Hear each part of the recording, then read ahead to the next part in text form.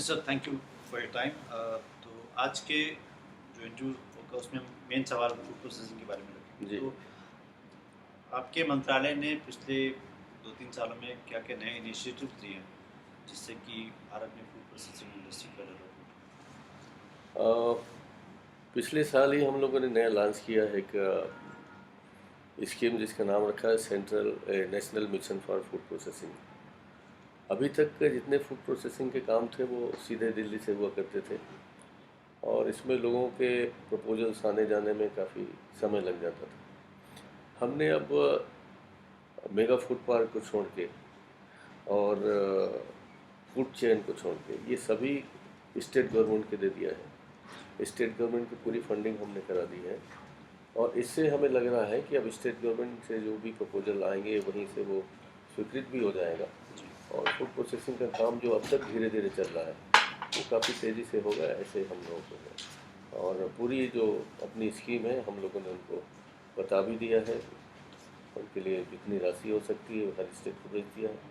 तो ये लगता है कि ये हमारा एक ऐसा नेशनल प्रोग्राम होगा जो जल्दी से फ़ायदा में है। पहुँचाएगा। इसके कुछ टारगेट्स आपने रखे हैं? टारगेट्स तो उसमें हमने फिक्स नहीं किया है।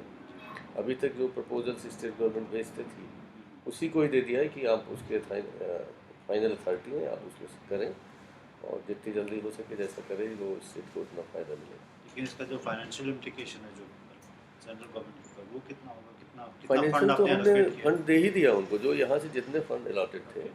बट हमने सब टू फंड गिव को an idea to our readers, साल में कितना हम खर्च करते हैं फूड प्रोसेसिंग में? अभी वो तो फाइनल किया नहीं, मैं जैसे जैसे वो खर्च करते जाएंगे हम उनको अच्छा। देते जाएंगे। और आपके हिसाब से ये जो सेक्टर है अब तक कितना सक्सेसफुल रहा है, खास करके विदेशी कंपनीज को यहाँ लाने में? विदेशी कंपनीज को लाने में जो हम लोगों ने सोचा था उस सोच के मुताबिक तो कंपनियां अभी नहीं आई हैं, मगर ये अभी जो हमने एफडीआई यहाँ स्वीकृत किया है, नया पास किया है, जी। उसके बाद से आने वाले वर्षों में लोग यहाँ आएंगे और बेहतर ढंग से काम शुरू होगा, ये हमको विश्वास है। और जो जो एफडीआई में जो आपको रिस्पॉन्स आजकल दिख रहा है जी।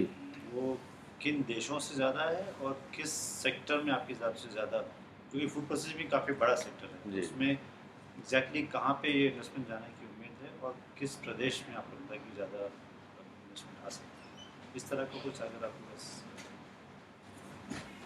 हमको लगता है कि मिल्क में तो हम काफ़ी आगे काम भी कर रहे हैं, पूरा काम यहाँ हो जाता है, प्रोसेसिंग भी हो रहा है, ड्राई भी भेज रहे हैं और नंबर वन भी है। तो फ्रूट एंड वेजिटेबल के सेक्टर्स में और मीट के सेक्टर्स में और फिशरीज़ के सेक्टर में, इन तीनों सेक्टर में हमको ज़्यादा यहाँ काम है और ज़्यादा हम कुछ इसमें ले सकते हैं। तो इसके लिए जो यूरोपियन कंट्री हैं वहीं से ही हमें विश्वास है कि ज़्यादा से ज़्यादा लोग आएंगे और ज़्यादा हम कर पाएंगे कुछ। इसी बारे में आप अभी जो फ्रांस गए थे पिछले अक्टूबर में सियाल के लिए, तो उस दौरान आपने एक एमओयू साइन किया था जी। कंपनी से। उसके बाद उसमें कुछ डेवलपमेंट हुआ है या आपके पास कुछ फ्रेंच कंपनीज आई हैं आपसे मिलने के लिए इन्वेस्टमेंट के लिए? नहीं, उसके बाद तो यहाँ भी किसी और कंपनी ने हमें कांटेक्ट नहीं किया है। जी। अब मगर सबके डिपार्टमेंट को जानकारी आ रही है, लेटर्स आ रहे हैं, जानकारियाँ ले रहे हैं। जी। जी। अभी तक एफडीआई यहाँ क्लियर नहीं हो रहा था, पिछले 2 महीने पहले ही हुआ। तो जब एफडीआई पास हो जाने के बाद लोकसभा राज्यसभा से हमारे पास फॉरेन इन्वेस्टर्स आएंगे, ये हमें पूरा विश्वास है। तो ये खबर उन तक पहुंचाना भी ज़रूरी है कि अब एफडीआई की पॉलिसी चेंज हो चुकी हाँ, है। निश्चित रूप से तो उनको ये खबर आप तो इसके लिए आपने कुछ इनिशिएटिव लिया है कि कम्युनिकेशन जाना चाहिए ना, तो अब पॉलिसी आसान है, अगर वो आएंगे तो इन्वेस्टमेंट नहीं, ये काफ़ी। जानकारियाँ तो हम दे रहे हैं इंटरनेट के माध्यम से, सभी जो भी पार्टीज हैं इंटरेस्टेड उन तक जानकारी जा रही है, जो देश इंटरेस्टेड है उन तक जानकारी जा रही है। जी। और जो एक क्वेश्चन है कि यूरोप में पिछले 3-4 महीने पहले जी। काफ़ी मतलब फूड को लेके काफ़ी स्कैंडल्स हुए थे, शायद आपने भी पढ़ा होगा। बीफ की जगह हॉर्स मीट बेचा जा रहा था, तो ये प्रोसेस्ड फूड इंडस्ट्री के ऊपर यूरोप में खास करके काफ़ी बड़ा एक क्वेश्चन मार्क लग गया था। तो भारत में क्वालिटी पे हम किस तरह कंट्रोल रख सकते हैं कि जो भी प्रोसेस्ड फूड हो उसकी क्वालिटी अच्छी हो? देखिए, यहाँ से जहाँ तक मीट सेक्टर में है या फिशरी सेक्टर में ज़्यादा प्रोसेस्ड नहीं जाते हैं, राह ही जा रहे हैं। जी। इसलिए यहाँ गड़बड़ी होने की कोई संभावना नहीं है। ये जानकारी आपको मिली थी कि यूरोप में इस तरह के हुए हैं, और हम लोग हमारे जो यहाँ के वो एपीडा है जी। जो डायरेक्ट इसमें इन्वॉल्व होता है, वहाँ बड़ी कड़ाई से जांच परख होती रहती है कि चाहे फ्रूट का मामला हो, चाहे मीट का मामला हो, चाहे जो भी हो, वहाँ चेकिंग की हमने व्यवस्था कर रखी है। और यहाँ से किसी प्रकार का ऐसा कुछ नहीं होगा जिससे हमारी बदनामी हो। मतलब क्वालिटी आपका एक focus yes, area. Quality product और क्वालिटी कंट्रोल के लिए हम लोगों ने पूरा अभी व्यवस्था बना रखी है। कोल्ड चेन के बारे में आप कुछ कहना चाहेंगे? अब तक मतलब हमारे लिए सबसे बड़ी कमजोरी शायद यही है कि भारत में कोल्ड चेन नहीं है। कोल्ड चेन पिछले 11th प्लान में जितने हमने रखा था, वो अब तक के पूरे कोल्ड चेन हमने स्वीकृत कर दिए हैं।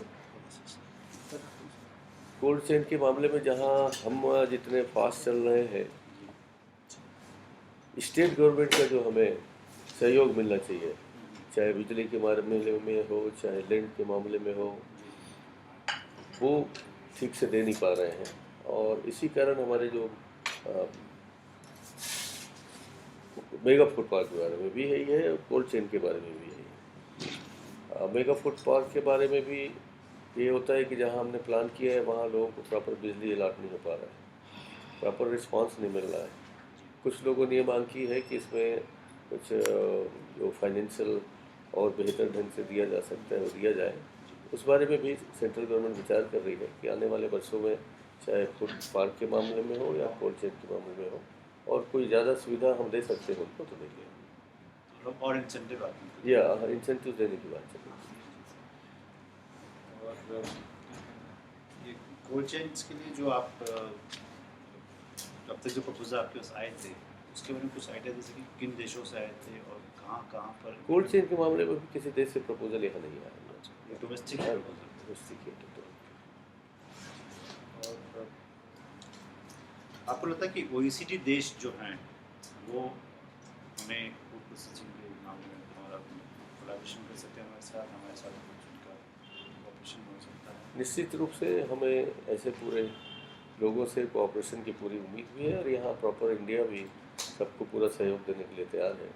हम ये मानते हैं कि हमारा मोर देन 50,000 करोड़ रुपीज़ जो है, ये जैसा अब तक का सिफेड ने रिपोर्ट किया है, इस तरह ख़राब हो जाता है या लॉसेस में जाता है।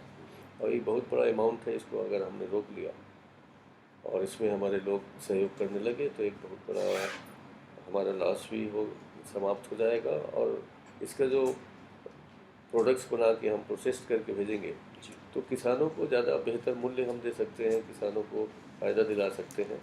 तो ऐसा हम लोगों का विचार है, और उसको हम लोग चाहते हैं कि बड़ी तेज़ी से इसमें हम काम करें।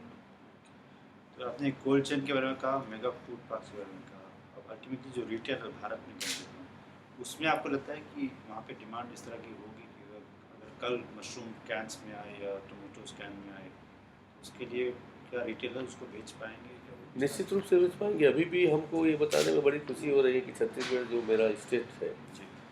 वहाँ से भी आप हम जर्मनी को गरकिन्स भेज रहे हैं, वहाँ गोवा हो रहा है जो पूरे देश में आ रहा है, वहाँ का टमाटर जो है, और जो इसे शिमला मिर्च भी कहते हैं, ये दिल्ली की आज मदर डेयरी के माध्यम से आ रहा है। तो ये अगर इसको हम यहीं से ही प्रोसेस करके भेजें, और हमारे यहाँ स्पाइसेस शुरू हो गए हैं, टर्मरिक बहुत ज़्यादा होने लगा है हमारे यहाँ, बेस ज़्यादा होने लगा है, तो इनको अगर प्रोसेस फॉर्म में हम भेजते हैं तो भारत को ज़्यादा फ़ायदा हो सकता है, सभी स्टेट को भी फ़ायदा हो सकता है, और जो छोटे छोटे किसान हैं उनको भी बेहतर फ़ायदा हो सकता है।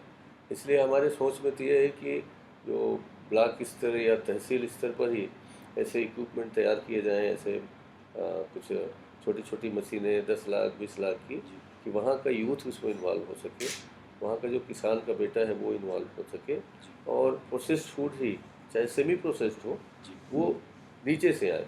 तो हमारा मुख्य उद्देश्य ये है कि हम किसानों को फ़ायदा पहुँचाएँ, वहाँ के यूथ को फ़ायदा पहुँचाएँ, या जो हमारी महिलाएँ हैं जो गांव में काम कर रही हैं, उनके पास ज़्यादा काम नहीं है, वो मशरूम का काम बहुत अच्छे से कर सकते हैं, अचार बनाने का, पापड़ बनाने का, छोटे छोटे काम जो हैं बहुत अच्छे से कर सकते हैं। तो जो